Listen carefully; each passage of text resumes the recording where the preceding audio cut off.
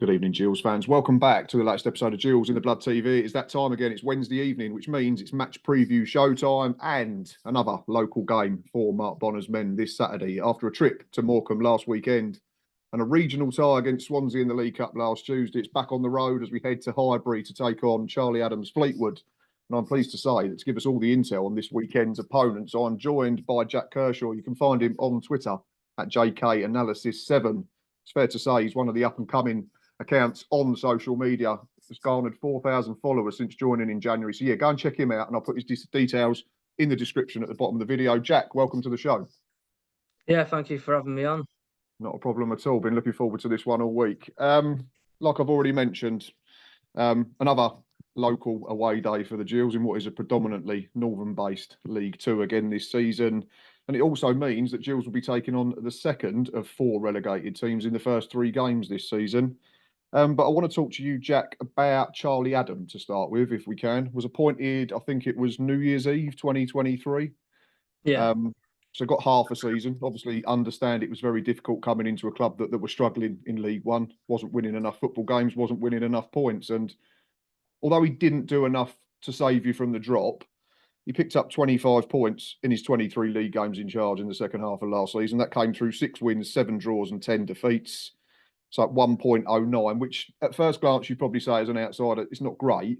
But coming into a club that were really, really struggling both on and off the field, just how encouraging have you been by Charlie Adams' tenure so far? Are we fair to say that it's been steady, if not spectacular?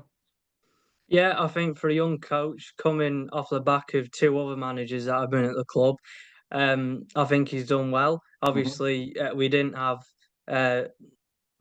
achieve the aim that we obviously wanted to do, which was stay up, but we got close.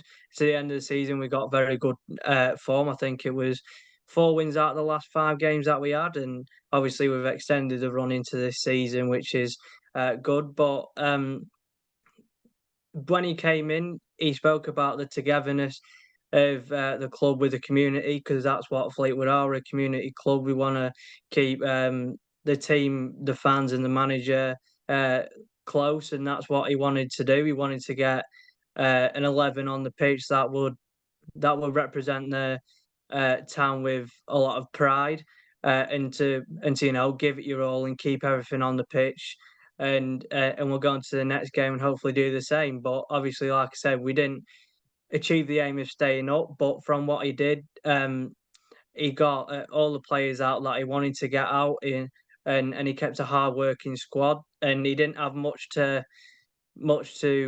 I say much to work with, because obviously in his first transfer window, it was mainly loans that he got in, and obviously they're not here anymore.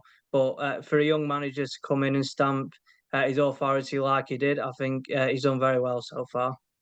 Yeah, like you say, if it was 6 wins from 23 prior to this season. So if you chuck in another 2 wins now, it's not a bad win percentage, is it? 8 out of probably 25, I think it is. So you're looking at sort of, he's winning a third of his games, which for a club that was going in the wrong direction on that proverbial slippery slope is by no means a bad start to, like you say, what is a very fledgling career as a coach for Charlie Adam.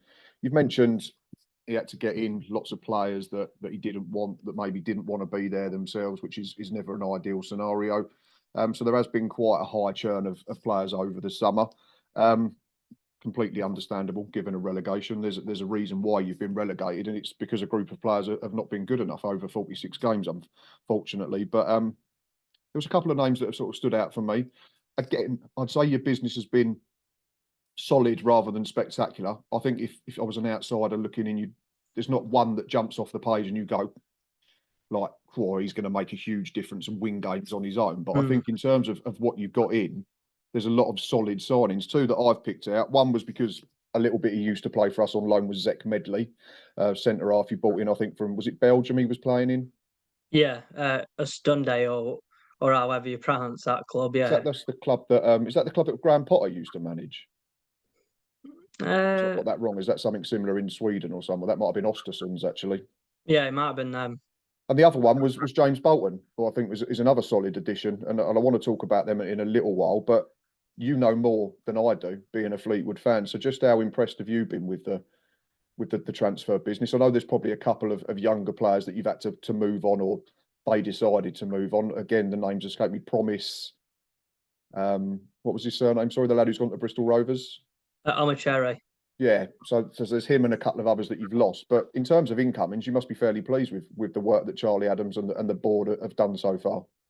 Yeah, he said in an interview that bar Amachere, the rest that he's moved on, it weren't because they wanted to move on themselves. It's because Adam didn't want them at the club. Okay. Quaterna, he's mentioned he didn't train well. And if you don't train well, you're not going to waltz your way into the starting 11. That's what Adam wants. And the transfer window, like I said, there's not been one that jumps off the page. I'd maybe say Mark Helm, because a lot of people said that he shouldn't be in League Two, coming from Burton, but he's worked with Helm before. I think it was Burnley Academy when Adam was there. And then Bonds, we brought from obviously League Two Cheltenham now, but he was playing League One last season. Medley and Bolton, like I said, two comfortable centre backs that I like, and what Adam said, he wants to go for quality over quantity. And I think he's done that so far. And I think he said there's only one or two maybe coming in now, and the squad that we've got, I'm fairly happy with. There's no outgoings that I'm too sad about going, really, because you've got Keane Hayes, Junior Quaterna. You're wondering where they're going to fit in Charlie Adams' system, is we don't play with wingers. And then Amachere, we've got a big fee for, I think around 600 grand, which is really good for a club like Fleetwood. And we've raised nearly $1 million in player sales this summer. And we haven't spent a huge load, because some have been free, some have been about 5 figures. So I'm fairly happy with it. And like I said, he's just gonna get one or two in now because he wants to keep a small squad. And I'm happy with the window that we've had so far. That's it. And like you say, sometimes if you try and pad the squad out too much, you end up with a bunch of players that are unhappy, and then that creates an issue and upsets the team spirit and that type of thing. It's always a case of just getting the balance, isn't it? Enough to cover injuries and suspensions, but not having too many that you end up with a handful that are just going to, potentially play up because they're not getting the minutes that they probably feel they deserve.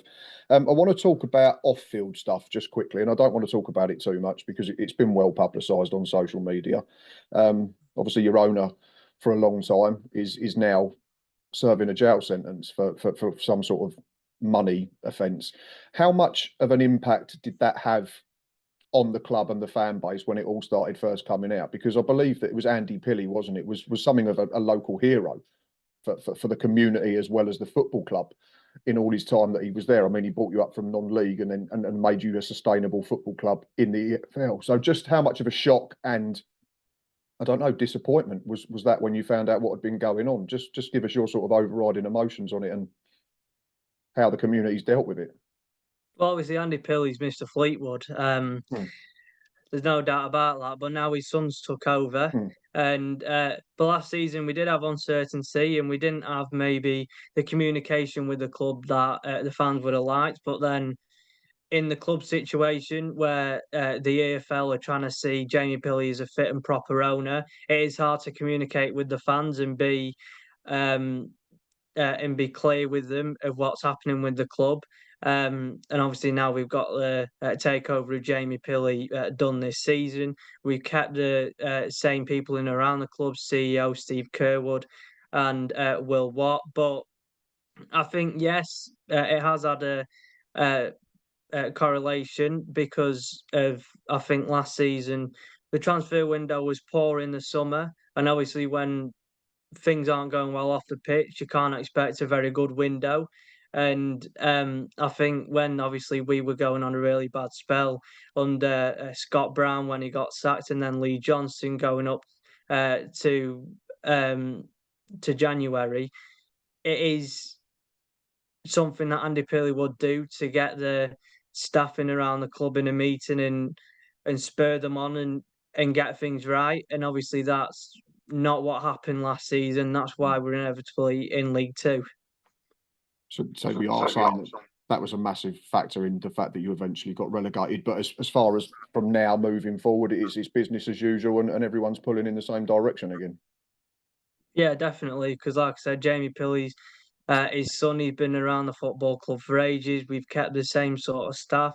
We have had to make some redundancies, but I think obviously the club's now more positive because Jamie's uh, being seen as a fit and proper owner. And Steve Kerwood said that we didn't want like an American investor that was only half-hearted with the club.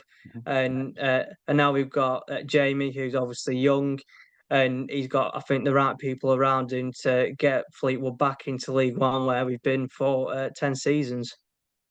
Some American owners are all right. I can vouch for that, I promise Yeah. you. But no, I understand the risks because, like you say, they're coming from a country where they're not sort of affiliated to the English game. But just to sort of go off on a tangent, I think our owners were very good in that sense that they've massively done their research and sort of bought into the culture of what Gillingham Football Club is. So there are good ones out there, but like I say, I can understand the trepidation that probably comes with getting an overseas owner, especially in the lower leagues. Obviously, we see them, they're 10 a penny now in the Premier League and the Championship, but down further, it's a lot more sort of locally based heroes, so to speak, and that type of thing who invest in their football clubs. Let's talk about the start to the season then, Jack, because it's been really solid. I mean, there's 4 points from 2 games in the league, and there's an EFL Cup win against West Brom. I'm assuming it was probably a much changed West Brom, but you can only beat what's in front of you. And dare I say it, you maybe should have won both of your games in the league. I watched the game between yourselves and Notts County last Sunday on the telly on the brand new Sky Sports Plus, and I thought you didn't have a lot of ball, which is understandable. Going to Notts County, we know how they play the game, but I thought you were very solid in what you did, and you got yourselves in a great position. So number one, I'd imagine you was probably a little bit disappointed to come out with only a point. And that probably felt a little bit like a defeat in the end. But you must be so happy with 4 points from 2 games, especially with that away game and progress in the League Cup as well.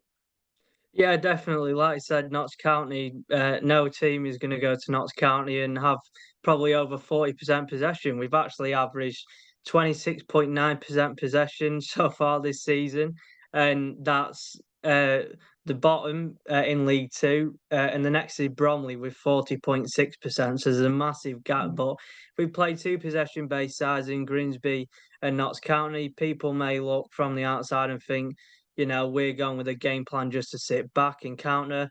We are, but we're still trying to play attacking football. And going to Notts County, obviously we were 2-0 up. And then the first goal he got back, Dan Crowley found the space, probably one of the best passes in the league. You can't do much about that. And then they brought the left wing back Cerula on, who's got more energy than Carl Johnson, and it made a mistake. But before the match, I would have been absolutely buzzing with a draw. And like I said, with a cup run 2 against West Brom, where we didn't have much of the ball again, it is good. And now we've got Rotherham in the second round. It's a winnable tie, even though they are in League One. But I'm happy with the style of play we're playing. Adam said that we won't play out from the back, and we did against Grimsby in the second minute. Grimsby should have gone 1-0 up, so we're definitely not resulting to that again. And the counter-attacking system is going to be suited to us. And I think on Saturday it'll be a good test against sort of a different side because, like I said, we played 3 possession-based sides, and now we're playing against you guys who aren't going to be the most comfortable on the ball. You want to get it up into the striker's feet. You want to get it down the channels. So I'm happy with the start that we've had. We've still got tough games in Wimbledon. We've got Carlisle soon. But from 4 points out of a possible 6, so far we're in the playoffs. so Stop the season yeah, there. yeah. So yeah, I'm happy with the start that we've had. Yeah, I think our League Cup game was very similar. Obviously, going to a Championship club or playing against a Championship club when you're in League Two is always going to be difficult. I think we had 22% against Swansea, and yeah, it was a tough night, especially with all the injuries and players unavailable that we've got. And then unfortunately, we went down to 10 men as well. I was just looking at our statistics quickly. We had 48% of the ball against Carlisle opening day, and then at Morecambe 51, yeah. So it's basically an even split, essentially, in our 2 games. But yeah, it'd be interesting to see how we set up because our pre-season was built around the focal point of either Elliot Nevitt or Josh Andrews, and then we've had to rip that up on the first day because they both picked up knocks and haven't been seen in competitive games. And it's Jacob Wakeling who's leading the line, who we all know is a completely different type of centre forward. He wants to run in behind and stretch teams and play a different way. He's not going to win loads of aerial battles against big centre halves like Medley and that type of thing, and Holgate and all of them. So it'd be interesting to see how we do set up. I don't know whether any of the others are going to be available. I'd say probably not in terms of Nevitt and Andrews. Timmy Dieng might be back, who was very good as a focal point in a 10 on the opening day, but then he missed Morecambe as well. So yeah, it will be interesting to see how we set up. But yeah, you answered my question. I wanted to ask about the possession, because I noticed it was very, very low. I suppose you have to be pleased because you've won 2 games and drawn 1 out of 3 with having not a lot of the ball. So I suppose it's the sort of $64 million question is, if can we become more effective if we do see more of the football, or is there a concern that if we continue to have such low possession, eventually teams are going to punish us a little bit more? We've definitely got the right profiles if we did want to play out the back. Zach Medley's comfortable on the ball. Brendan Wirradu is. And also James Bolton, who we've signed, who was at Plymouth, who played a possession-based style under Schumacher, I think it was at the time. But it's going to be counter-attacking, like I said, and it can lead to problems. I mean, any system can lead to problems if we play out from the back. A high press can have a turnover and score a goal. If we sit back and we let a possession-based side like Notts County dictate the tempo, we conceded 2 goals. So I think any play style can lead to problems. But I'm happy with the style that we're playing, because at the end of the day, football is becoming more possession-based. You look at MK Dons, Notts County and all of them in Chesterfield. They're going to be wanting to play possession-based style. And if we're going to be up there in the playoffs, if we sit back and then counter them, we can cause problems too. So I won't think it's a massive issue, because we definitely got the right profiles to play sort of any system. Danny May is very comfortable on the ball. Elliot Bonds, I've really been impressed with in possession.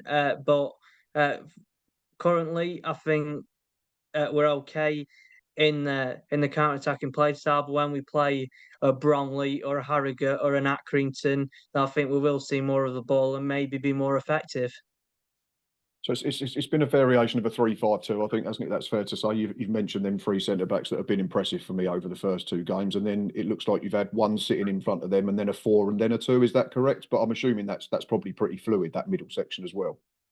Yeah, Elliot Bonds has been the single pivot, but then Danny Mayer has also dropped in there. Probably not the best out of possession player to play as a defensive midfielder, because you want Danny Mayer affecting the game higher end of the pitch. But yeah, we've sort of had either a 3-5-2 with Mark Helm and Danny Mayer as 2 10s or 2 8s, and then we've also had a um, a 5-2-3 that we played against Notts County out of possession, and then we played a 5-3-2 with Ryan Broom going off the right and on right midfield. So it is sort of flexible the way we've been playing, and we've been certainly seeing different systems and plays in different positions, and they're coping very well so far. Yeah, of course. Yeah, I'm just looking at a lineup on an app, so obviously I can only go with how you start the game. So no, it's great to get insight in out to how it changes and how it gets tweaked by Adam and the players themselves throughout games. And yeah, so could be an interesting battle, because I'd imagine we're going with a back 4, so it will be contrasting systems. Key players for Saturday then, Jack, is something I want to ask you about. I mean, there's one player that's got 2 goals already this season, and that's Ryan Graydon, who's had a great start. He's got 1 in the league, scored at Notts County last weekend, and also scored in the cup win against West Bromwich Albion. So, I mean, we all need goal scorers, don't we, if we all want to get to where we want to be. But for me, I just think that back 3 looks really well balanced for you. I wanted to talk about them. We've sort of touched on them briefly. Wirradu from the right, Medley off the left, and then James Bolton in the middle. How important will they be going throughout the season in terms of keeping them fit and keeping them on the pitch as a trio? Yeah, Brendan Wirradu is our star man. I think everyone's seen it on Twitter that Championship clubs want him. Charlie Adams came out in an interview with a bit of a teaser saying that we've had positive talks with him, so it'll be very important. And and I think him and Medley are sort of maybe the same profile. Both comfortable on the ball. They're both strong. They want to use the body. I think Medley's probably better in the air because he's taller. I Mhm. think he's 6'5" Medley or something like that. And then Holgate and James Bolton, who we can have in the central area, the great box defenders, and and I think that is obviously a strong point. We got a clean sheet against Grimsby, even though they didn't put up much of a fight in the attacking area. And then Notts County, we defended the box very well. So like I said, we got cut open by one of the best passes in the league, and then fresh legs on the left. Mhm. And also West Brom, championship side, we defended resolutely.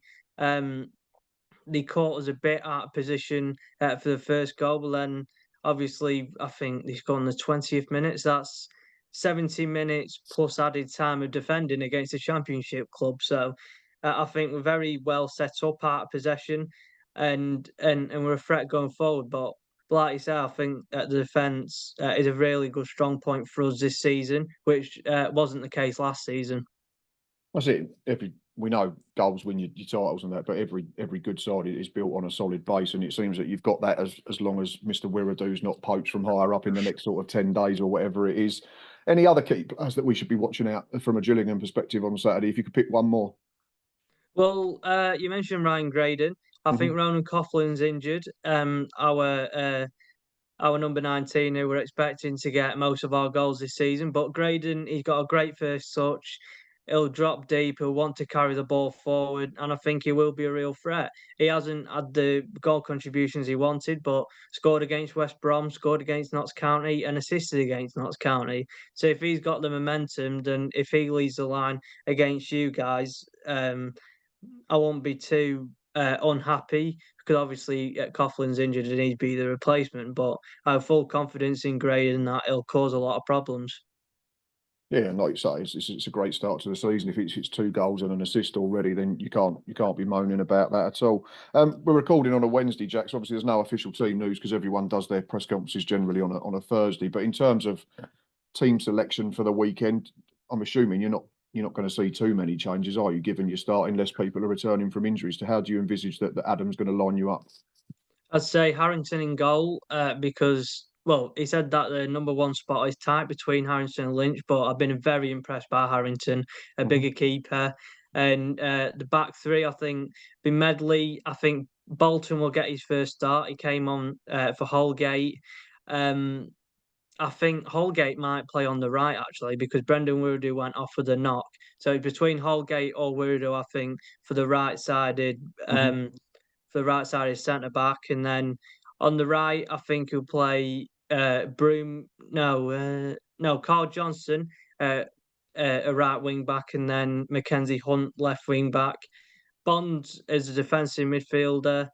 I think Mayer and Helm as the two tens, and then potentially Graydon and Lonergan up top. But if not, and we play a lone striker in Graydon, then we'll play probably Mayer and Bonds as the two sixes, and maybe Broom and Helm as the two tens, taking Lonergan out the side for Broom. So not many changes at all, then really No, 1 or 2 changes from the Notts County game, which I said is very, very understandable given the start that you've had. In terms of Gills, I'm not even going to try and pick an 11 at the moment. We've got so many people out injured, it's ridiculous. I think if we just run down the squad from last Saturday, we had no Connor Masterson, no Ethan Coleman, no Josh Andrews, no Aaron Rowe, no Elliot Nevitt, Ewan Williams suspended, no Bradley Dack working his way up to match fitness, obviously, and no Timmy Dieng. So yeah, 7 or 8 that were unavailable, and you'd say at least half of them, when they're fully fit, should be in the starting 11, which is a great position to be in a few weeks, but it's not helping us in the here and now. So I think that probably, and I said that on our review show, probably made the win last week even more impressive going up there like that. The two that actually made the difference off the bench, Ollie Hawkins and George Lapsley, are both available for transfer, ironically. So that was great to see for them as well. Final question before I let you go and enjoy your evening is the dreaded score prediction. How do you see it ending up Saturday afternoon? 4 goals in it, 2-2 draw. Thinking along the same lines then, because I don't think the draw's a disaster for either team. I've written mine down at the bottom there, mate, and I'll put 1-1. So I think that it represents a solid start for both sides, wouldn't it? Keep both unbeaten and keeps the momentum going of the early season, and then once September comes, it all starts settling down a little bit, and the table starts to take shape probably from the end of next month. Jack, it's been a real pleasure, mate. I've really enjoyed picking your brains about Fleetwood. Is there anything that you wanted to ask me, or? Well, I think something that I've highlighted is obviously the injuries that you've had. I saw the highlights against Carlisle. That Dieng was the vocal point in the 10, like you said, winning the aerial duels when Max Clark went long, and obviously Wakeling isn't gonna provide the physicality up top. But something interesting that I picked up on, Mark Bonner, obviously that you beat Carlisle 4-1. Opening game of the season. Obviously, they got relegated, but then you beat Morecambe 1-0 away. And it sounded like in his interview, he was more happy with the 1-0 win against Morecambe because obviously, with the distance travelled that you've had for Swansea and Morecambe on a Tuesday, Saturday, and now you've got a full week off coming up to the northwest again. It's nearly 1,900 miles travelled. I mean, that's going to affect um, obviously the fitness levels of the squad, but you've done remarkably well to go 2 wins out of 2 with all of that miles travelled and also the injury problems. Yeah, absolutely. And I think Mark's interview after the Morecambe game when he said, "Look, tonight's about singing the last waltz in the dressing room." I think, and he said, "And fish and chips on the coach on the way home." I think he's absolutely spot on because I think there was traffic problems on Friday as well. I think he said that it took over 8.5 hours to get to Morecambe, which is absolutely horrendous. No one wants to be sat on a bus for that long. However, plush and luxurious the team buses are compared to the ones that we travel on as fans. But yeah, I think it's made for a very solid start. We had to go bare bones against Swansea as well. We had a kid starting his first game as a senior pro at right back, and to be fair to Alex Giles, bless him, he got torn to shreds by the Swansea left winger. But Swansea was never going to be about anything more than trying to get minutes into legs because the League Cup's not a competition that Gillingham or Fleetwood are going to win. So yeah, I think Mark knows that the performance probably wasn't good enough Saturday. There was plenty to be worked on. Same was Carlisle. Carlisle, and I'm not going to sit here and pretend that 4-1 probably flattered us. We deserved to win against Carlisle, definitely. But they had their spells at 1-0 and at 2-1 where they could have got back into it. But we were something that we've not been for too long, and that was clinical. When our chances came along, we scored them. But yeah, I think he understands that Morecambe there was plenty more questions than answers, so to speak. But after that week, I think he was just massively pleased to get 3 points and get out of there with something and get back home to Kent. And now, without the League Cup distraction that you've got, we've got a couple of full weeks on the training ground and hopefully should get a few players back. So yeah, I think it was definitely more about the result than the performance, albeit they'd have looked at it and picked holes in it this week. And also something that I picked up on that Jonathan Williams only got 3 goal contributions last season.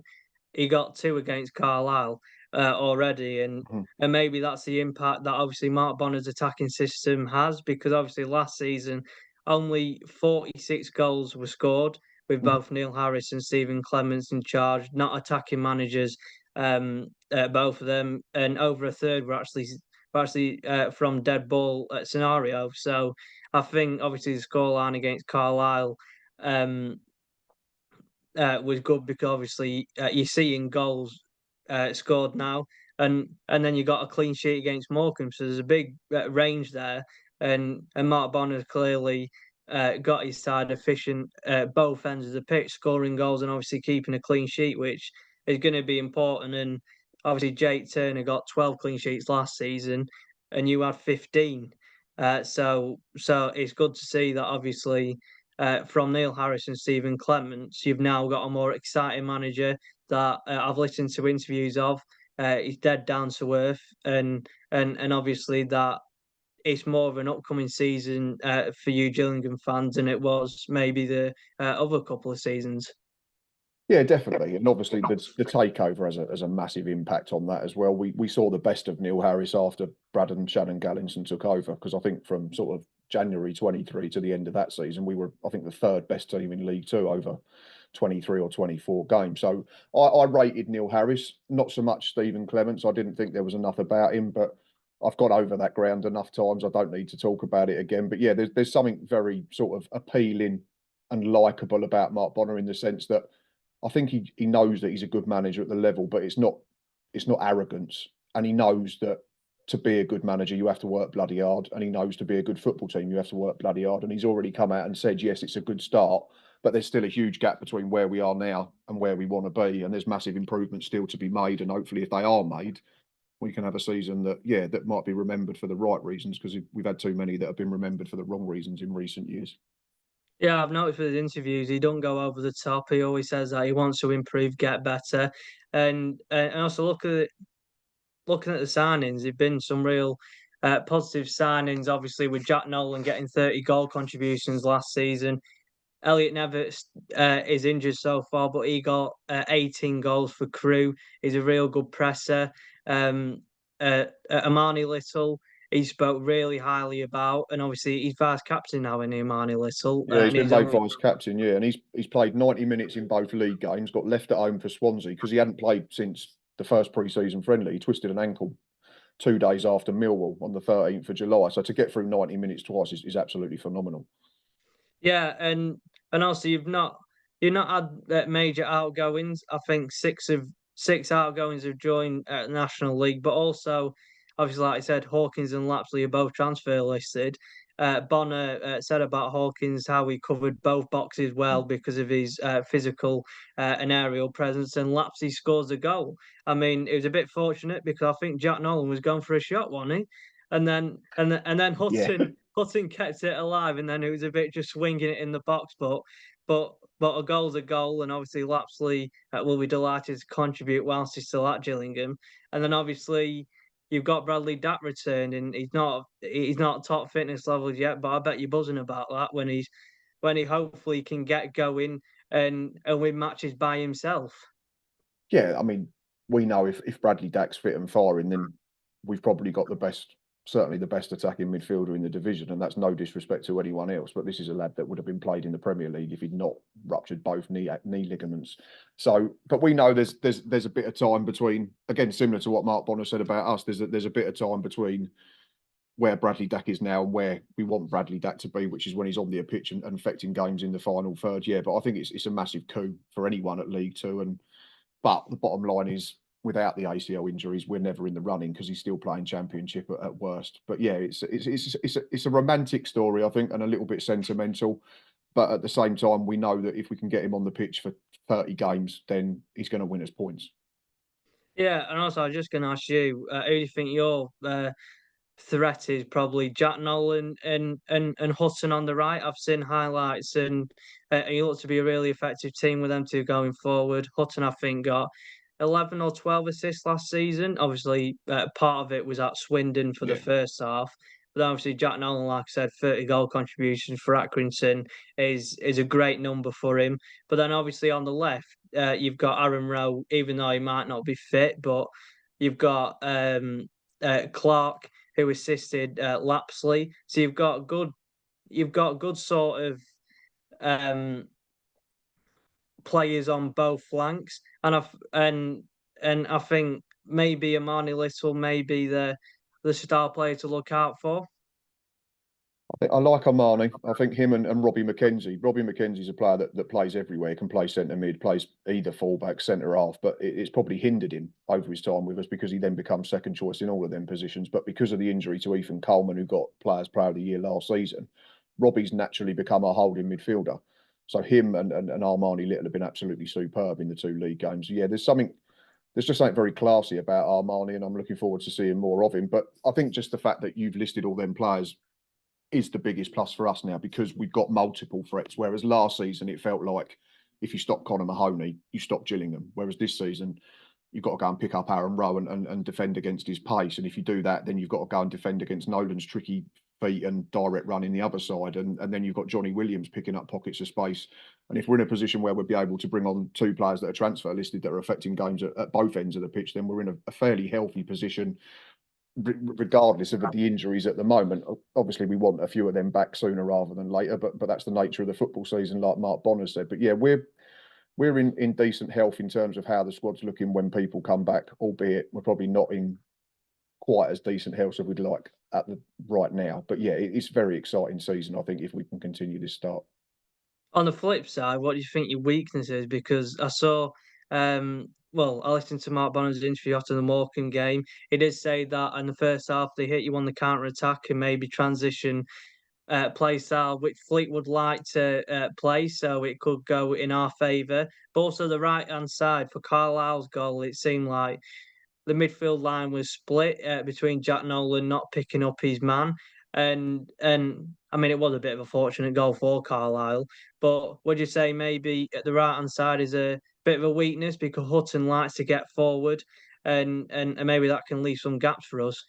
Yeah, potentially, because you've got an attacking fullback by nature, and you've got a winger in front of him who's not keen on defending and wants to run at his fullback. So yeah, there's potential there. I think one of the biggest pluses I said throughout pre-season was that Mark Bonner wanted his players to go and express themselves, which then, similar to what you said about the early error against Grimsby in your opening game, potentially leads to give the ball away. And it happened a few times against Carlisle, and luckily we weren't punished. But so that might be an area where you can profit if we just get a little bit not casual in the middle of the park, but if we're just trying to be positive a little bit earlier than maybe is necessary, then you might be able to pick it off and turn us round.